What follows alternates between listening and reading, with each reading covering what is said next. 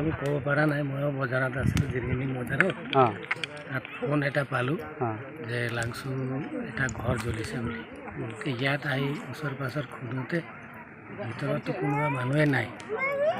এই জংঘলত লগোৱা জুয়ে হয় বুলি ছাছপেক্টটো তেনেকুৱা কৰা হৈছে মানে আপোনাৰবিলাক কিবা থানাত জনাইছে নেকি এইটো বিষয়ত থানা জনোৱা হ'ল পুলিচ আহি ৰিপৰ্ট লিখি লৈ গৈছে ইয়াৰ ফায়াৰ ব্ৰিগেডটো নাই ফায়াৰ ব্ৰিগেড ইয়াত চব জ্বলি একেবাৰে একো বস্তুৱে নাই যি আছে একদম লাইভ আছে অঁ যি কি কি কি কি বস্তু নষ্ট হৈছে ইয়াতে ইয়াত এনে আমি দেখোঁতেতো ধান জ্বলিছে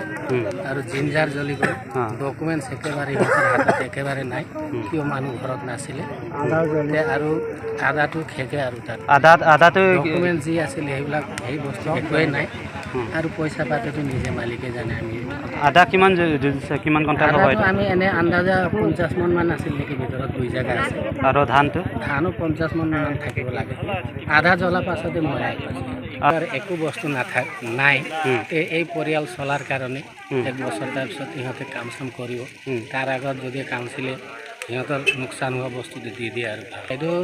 এতিয়া খবৰ পাইছে চাগে আহিব তেখেতে আহি কি কেনেকুৱা দিব তেতিয়া আমিও কম আৰু তাৰ একোৱে নাই কিবা এটা দি সিহঁতক শান্তি দিব যিকোনো খবৰৰ বাবে যোগাযোগ কৰক 7099017330 লগতে 7099017110 নম্বৰত